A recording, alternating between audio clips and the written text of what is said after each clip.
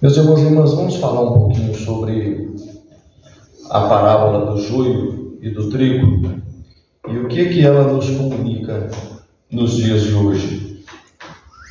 Mateus 13, versículos 24 ao 30 e depois 36 ao 43.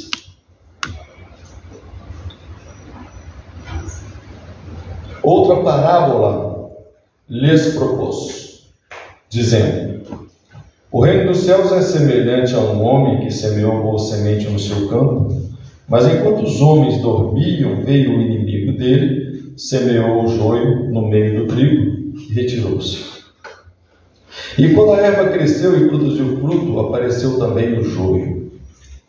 Então, vindo os servos do dono da casa, lhe disseram: Senhor, não semeaste boa semente no campo?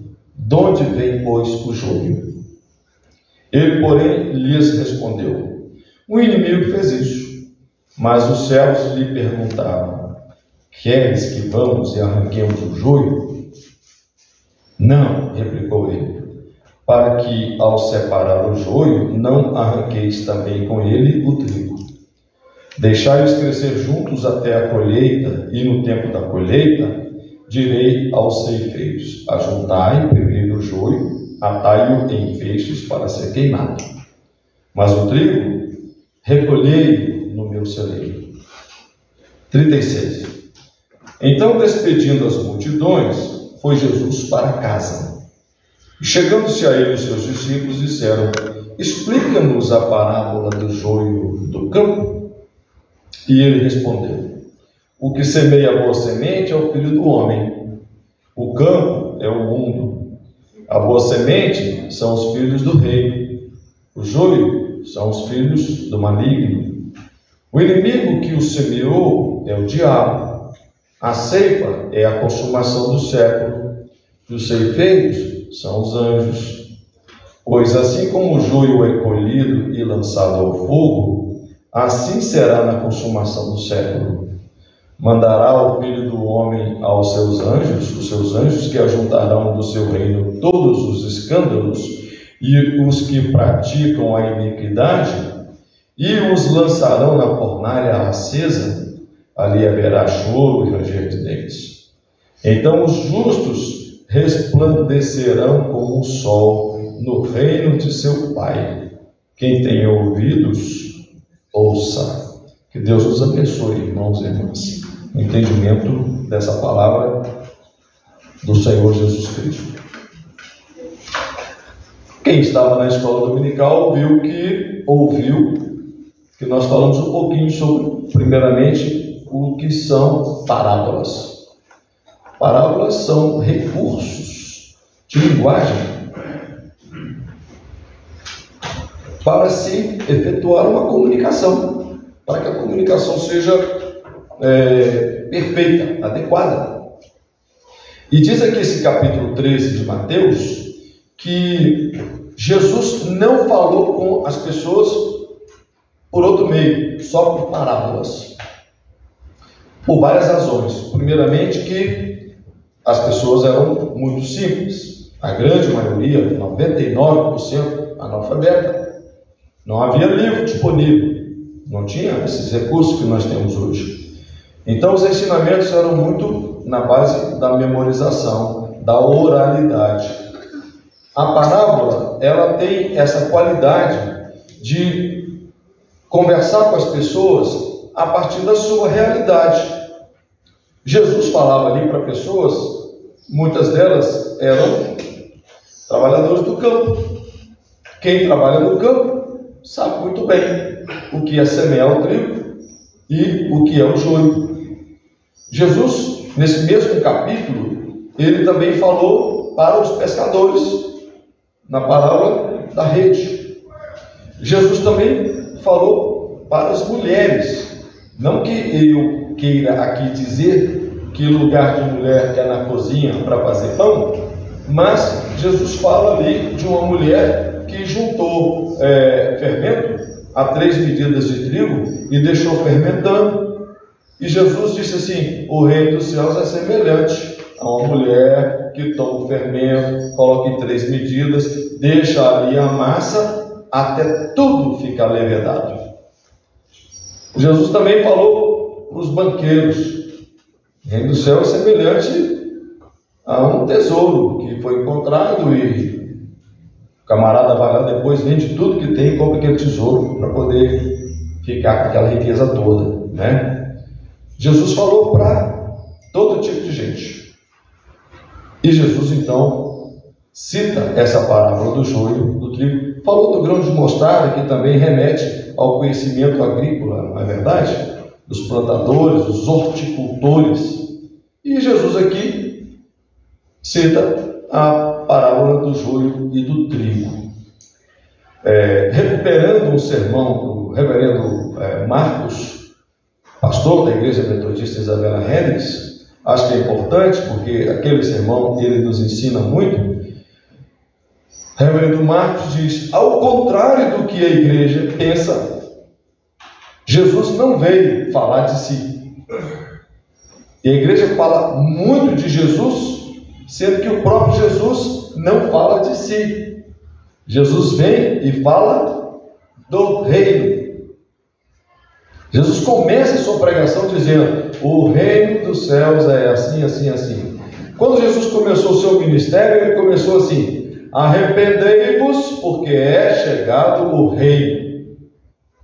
Então Jesus começa o seu ministério assim. E nessas parábolas que ele proferiu, Jesus estava no começo do seu ministério. Essas parábolas entram aqui no livro de Mateus, no Evangelho de Mateus, antes de ele ser rejeitado pelos nazarenos, na cidade de Nazaré, onde ele cresceu.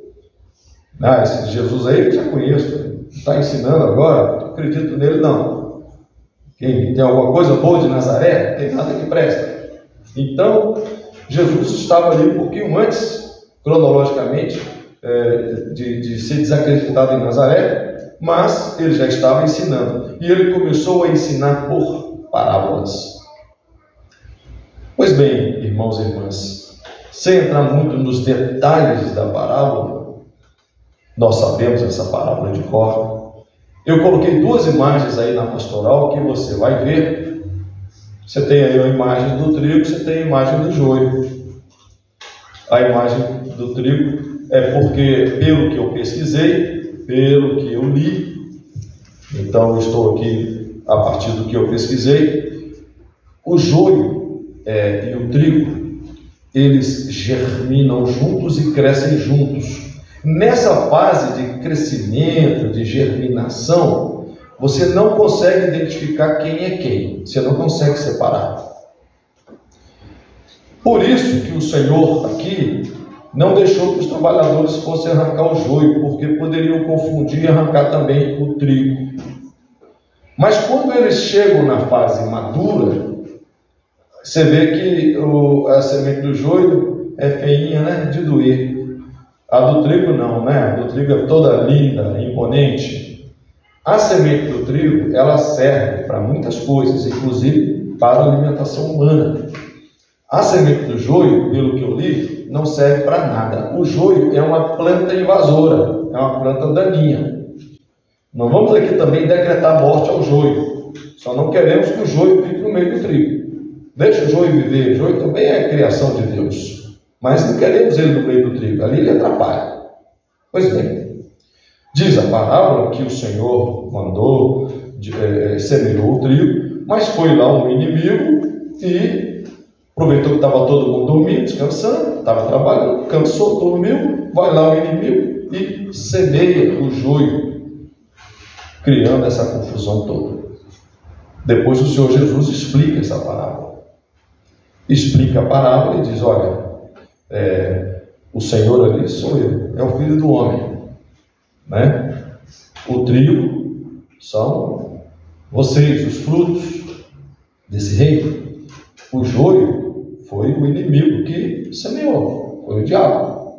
O diabo, como eu sempre digo, é tudo aquilo que desvia, que tira do caminho, é toda ação. Então, ao contrário do que você pensa, você pode ser diabo na vida dos outros. E olha que muitas vezes a gente é diabo na vida dos outros. Então, é aquilo que afasta de Deus, afasta do plano de Deus, que compromete o plano de Deus, que quer inviabilizar o plano de Deus, o plano do reino, é diabo. Aí, o Senhor Jesus explica: mas virão os meus anjos, vão separar, e vai haver separação. E o joio vai para o fornalha. E assim é.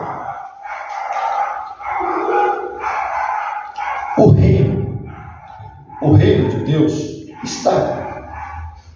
Ele não se consumou, mas ele está. E nós, como igreja de Deus, fazemos parte dele. Nós sempre dizemos que a igreja não é o reino de Deus. O reino de Deus não se circunscreve à igreja. Mas nós dizemos que a igreja é a agência do reino de Deus. Ela tem um papel fundamental nisso. Ainda recuperando o ensinamento do reverendo Marcos, reino de Deus às vezes é a gente não consegue imaginar o que é reino de Deus afinal. Reino de Deus é lá depois que a gente morrer? Não. Reino de Deus não é depois que morrer. Depois que a gente morrer é eternidade. É o bom absoluto. Depois que nós morrermos, nós vamos para Deus e vamos na eternidade. É o melhor de tudo. Reino de Deus não é lá. Reino de Deus é aqui. Por isso que Jesus veio inaugurar o reino e dizer: arrependam-se, porque, como diz o apóstolo Paulo, o reino de Deus é gozo, paz e justiça no Espírito Santo. E nós temos que olhar então para a humanidade e ver se há gozo, se há paz e se há justiça. Enquanto não houver gozo, paz e justiça, reino de Deus está, mas não se consumou. Não se consumou. Mas nessa caminhada da igreja como agência do reino de Deus, Jesus nos faz uma outra advertência, que também eu coloquei aí na pastoral. Lá em Mateus 24, que é uma fala de Jesus muito escatológica, falando acerca das coisas vindouras. Em Mateus 24, Jesus fala assim: aparecerão líderes, aparecerão pastores que farão sinais grandiosos, que enganariam, se possível, até os escolhidos. Jesus nos advertiu sobre isso. Como assim? Vão aparecer aonde? No nosso meio. No nosso meio. Dentro desse meio que nós chamamos aí de cristandade. Mas simplificando um pouquinho mais, igreja. No meio da igreja vão aparecer esses aí que Jesus nos advertiu. Olha, vão aparecer, vão fazer sinais, prodígios, milagres, que enganariam até os escolhidos. Isso é joio no meio do trigo. Porque assim como o joio e o trigo são difíceis da gente separar, nós temos tantas pessoas com aparência de santidade, de piedade, no nosso meio. Quando eu digo nosso meio, não é nossa segunda igreja não, viu gente? Pode até ser que tenha aqui alguém assim, mas eu digo no nosso meio, como igreja do Senhor Jesus Cristo. E aí eu quero fazer um recorte, como igreja evangélica do Senhor Jesus Cristo no Brasil, deixando de lado os irmãos católicos, com todo respeito, mas vamos falar aqui, nós, os evangélicos.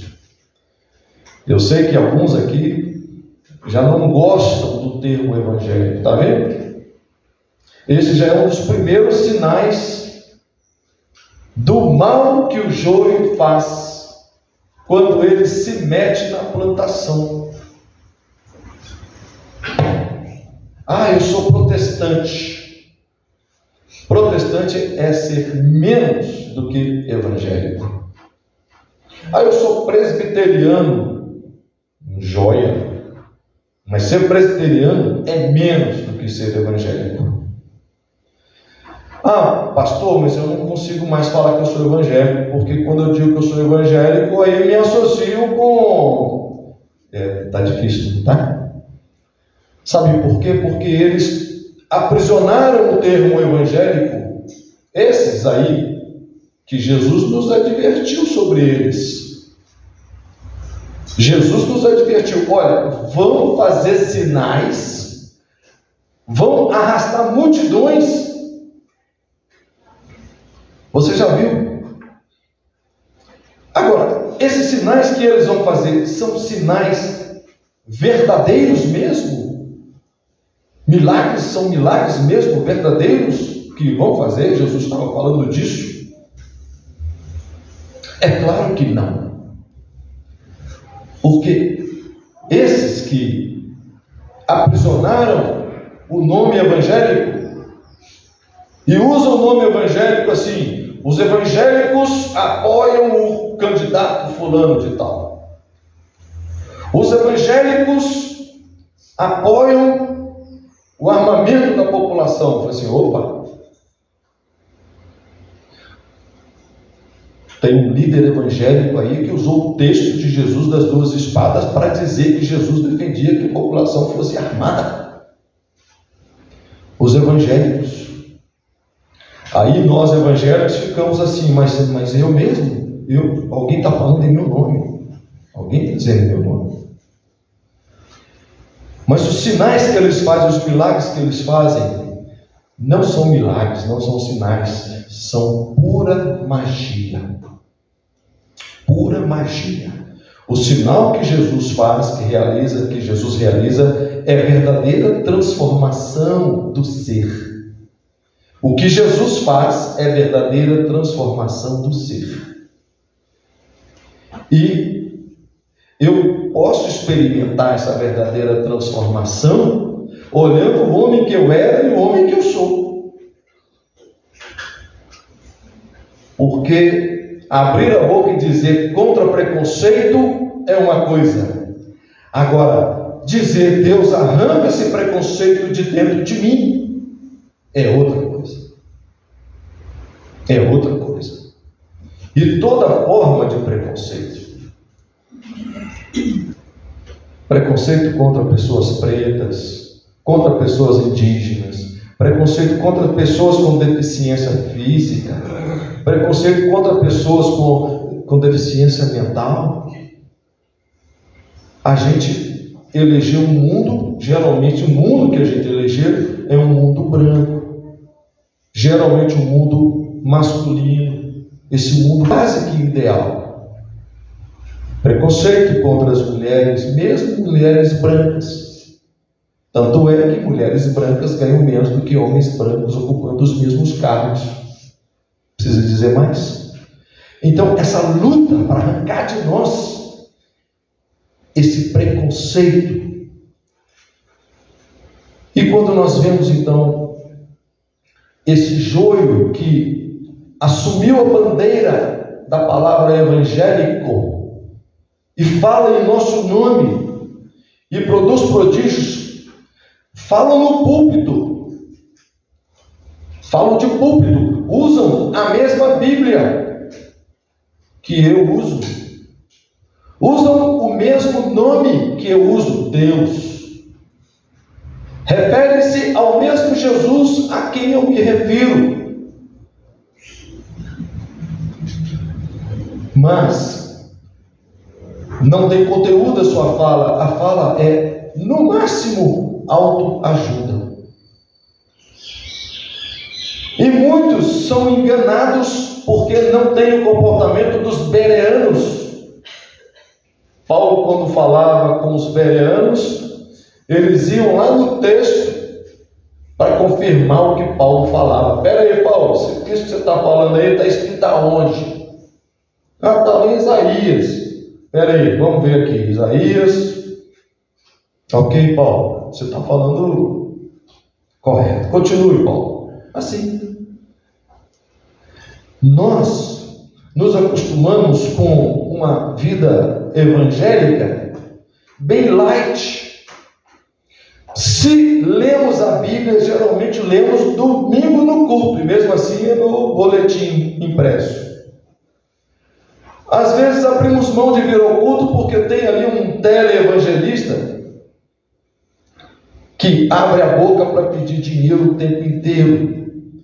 E como eu admiro a capacidade dessas pessoas, porque tem uma fala tão envolvente, vejam, fala capciosa e envolvente, que convencem pessoas a abrir mão assim do último recurso que tem. Conheço uma senhora bem perto de mim, que vendeu televisão, vendeu um tanto de coisa, e entregou aí numa certa igreja que pede muito dinheiro, porque era garantido que se ela fizesse isso, ela iria receber a bênção. Só que não recebe.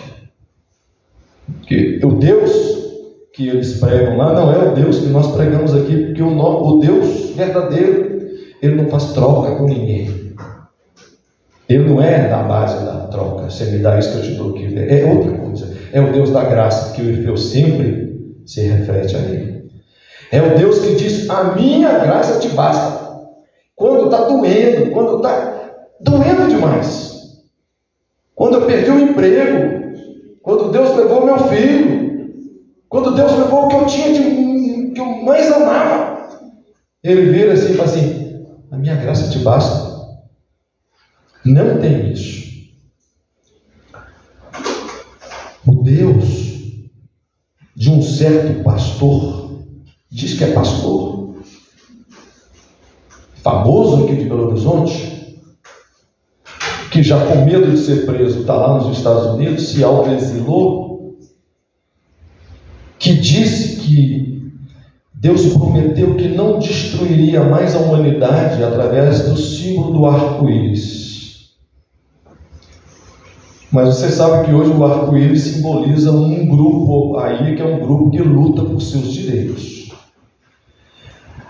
Aí esse pastor falou assim: Deus prometeu não destruir, mas nós podemos fazer isso, né? Podemos dar uma ajudinha para Deus. Não vou citar o nome do cidadão, porque ele não merece, mas pesquisa aí nas redes sociais, ele vai se encontrar com a justiça um dia. Usar a palavra de Deus para incitar a comunidade dos cristãos a cometer atos de violência e de morte contra certo grupo humano que luta por ter seus direitos reconhecidos. Você pode ter lá toda a divergência com esse grupo, mas morte? O Deus dele não é o Deus em quem eu creio. Então nós estamos falando de deuses diferentes, mesmo que ele impunha essa palavra aqui que eu também impunho, mas não é o mesmo Deus. Não é. E você, como é que você fica no meio disso?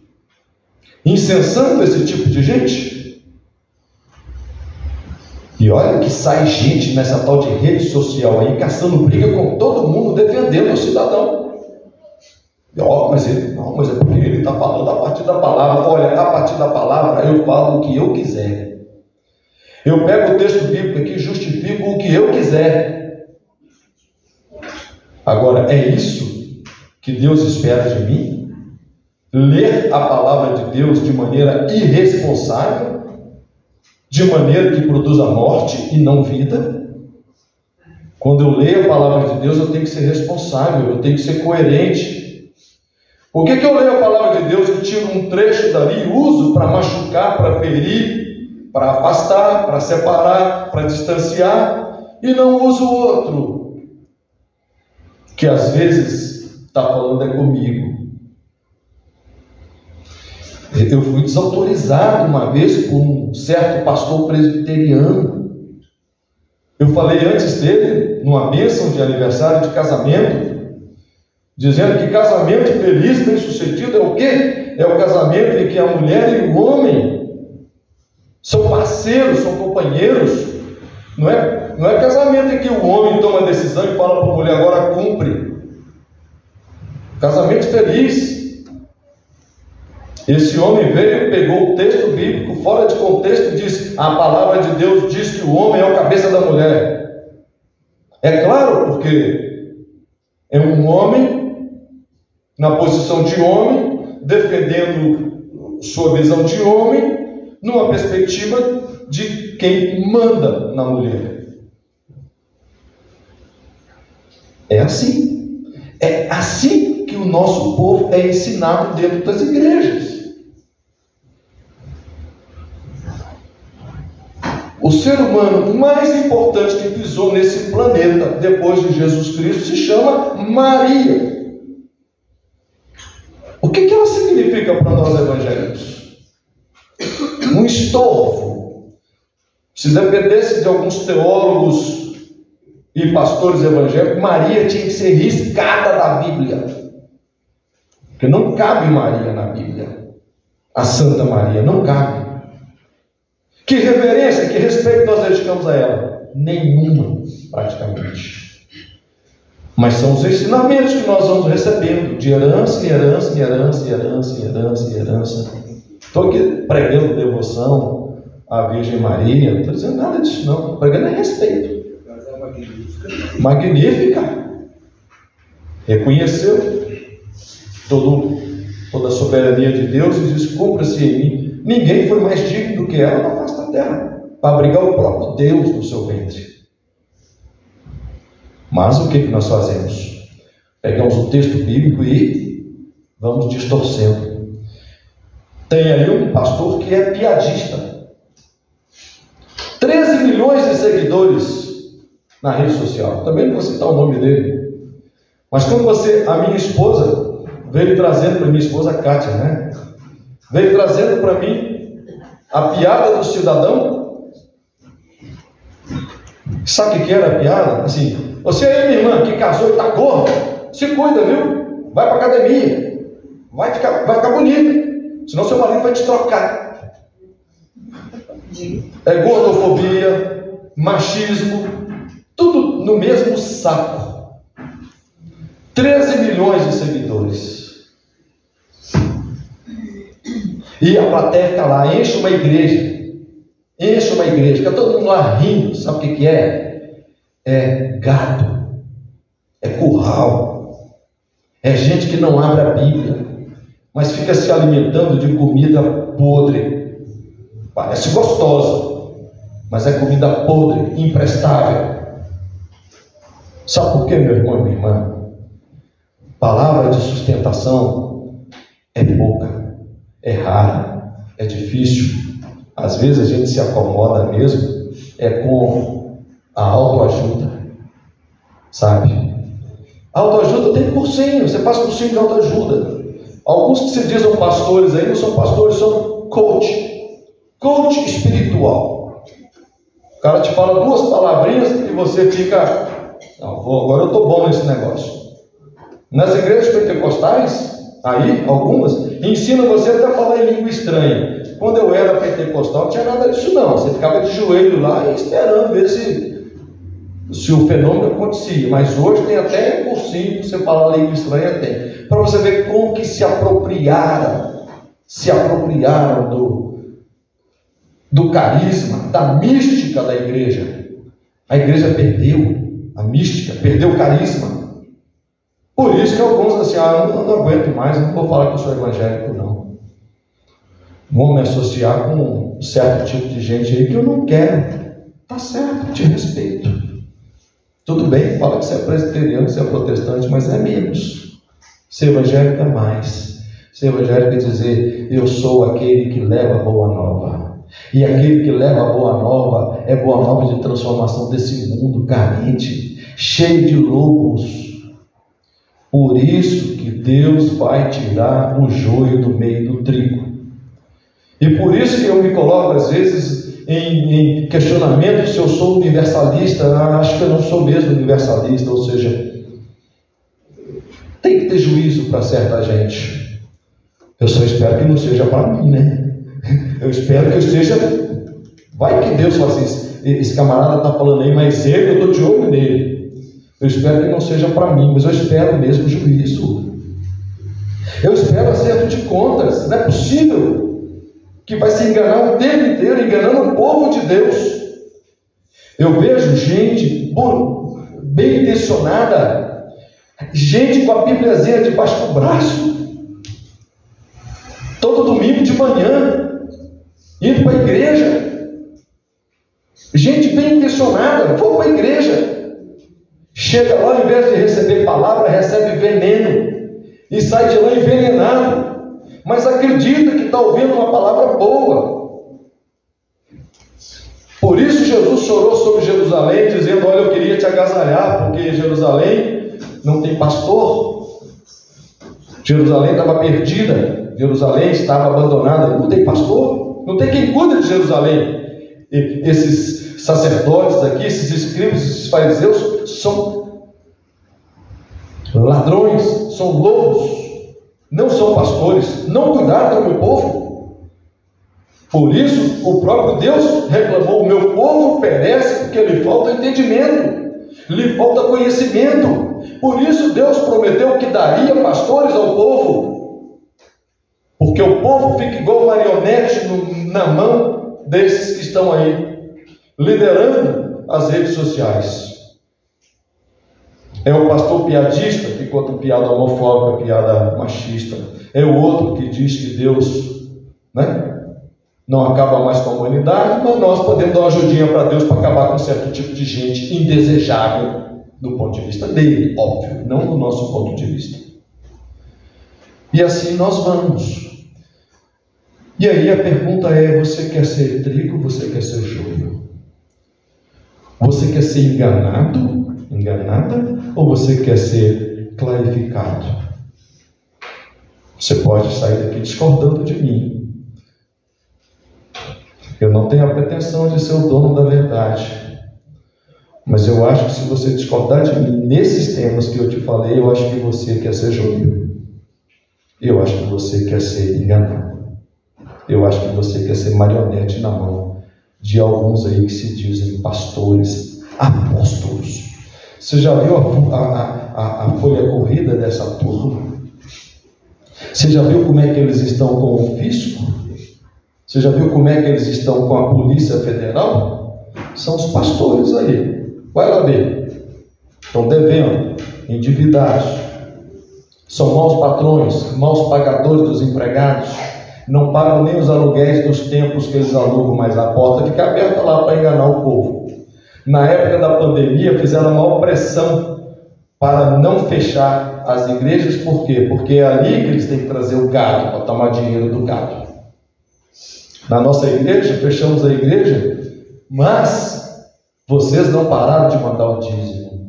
E hoje, bênção da pandemia, basicamente no gasofilácio vem as pequenas ofertas. Porque os grandes dízimos e tal, vai tudo pela internet, pelo Pix. Decorrência da pandemia. Mas nessa igreja não faltou dinheiro para sustento do pastor, nem dos funcionários da igreja, mesmo a igreja fechada. Por quê? Porque nós sabemos quem é o Deus a quem servimos. Mas os lobos não. Os lobos queriam tudo aberto, expondo as pessoas ao risco de morte. Então, meu irmão e minha irmã, tenha cuidado. O Deus que o outro fala que serve pode não ser o Deus que você serve. E eu tenho aqui a citação de um homem que é odiado por esse segmento aí. Um homem que é combatido, é vítima de ameaça, é vítima de ódio, de campanha de ódio nas tais redes sociais. Esse homem, eu vou citar para você aqui uma coisa que ele disse recentemente. Falar de Deus é fácil. Você precisa saber de que Deus você está falando. É o Deus que o reverendo Edson está falando aqui hoje, o reverendo Jorge fala, Eduardo Mundinho, ou é o Deus do cidadão aí piadista, ou o outro aí que chama os crentes para matar a comunidade do arco-íris? Falar de Deus é fácil. Quando a gente fala de Deus, tem que saber de que Deus a gente está falando. Nós temos que falar que somos cristãos do Deus de Jesus de Nazaré. Esse da parábola do joio e do trigo. Ele diz assim: eu gosto muito de um biblista italiano chamado Alberto Maggi. Ele é servo de Maria, da congregação dos servos de Maria. Ele diz de uma maneira muito bonita num livro que se chama Loucura de Deus. Ele diz: Jesus não é como Deus. Deus é como Jesus. Porque a Deus ninguém viu. Eu não vi, você não viu, ninguém viu. Dizem que Moisés viu, mas Moisés não está mais aqui para contar para a gente. Porque a Deus ninguém viu. Jesus é o Deus que nós vemos. Vemos hoje e vimos lá no passado, quando ele esteve aqui, andando com a gente. Como é Jesus? Esse Jesus que nós vimos e nós vemos, porque eu vejo Jesus. Eu vejo Jesus em você, eu sinto Jesus pelo Espírito Santo, que habita em mim e que habita em você. Como é Jesus? Jesus é misericordioso, compassivo, próximo dos descartados, dos indesejáveis, dos amaldiçoados, dos rejeitados. Então, o Deus de Jesus é o Deus revelado de Jesus, é o Deus compassivo e misericordioso, que não precisa da nossa ajuda para matar ninguém.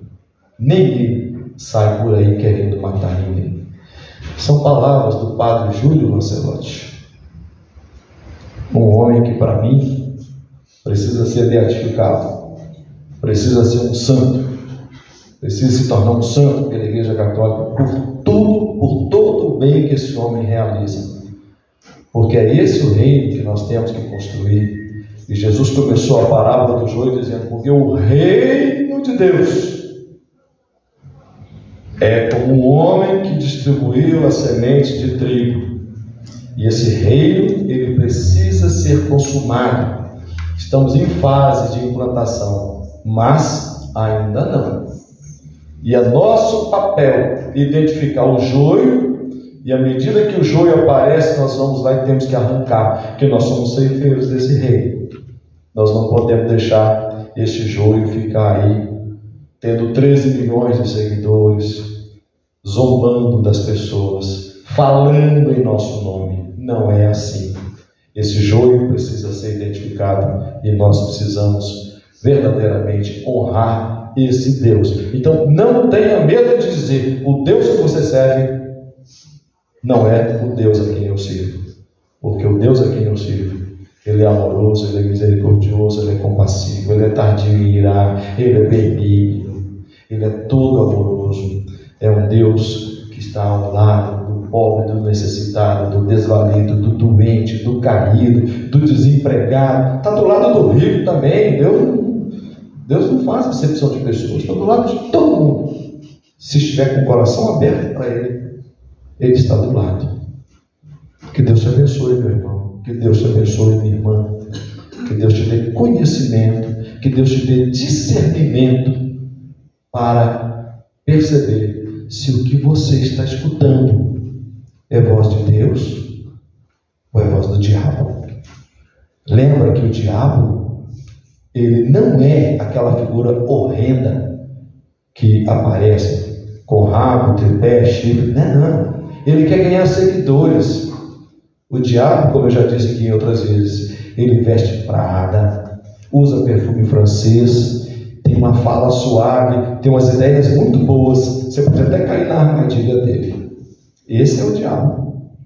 Que Deus te abençoe. Vamos participar agora de um outro momento que esse Deus verdadeiro nos chama, esse momento de comprometimento com Ele, que é o momento de graça, sacramento, graça visível. É isso?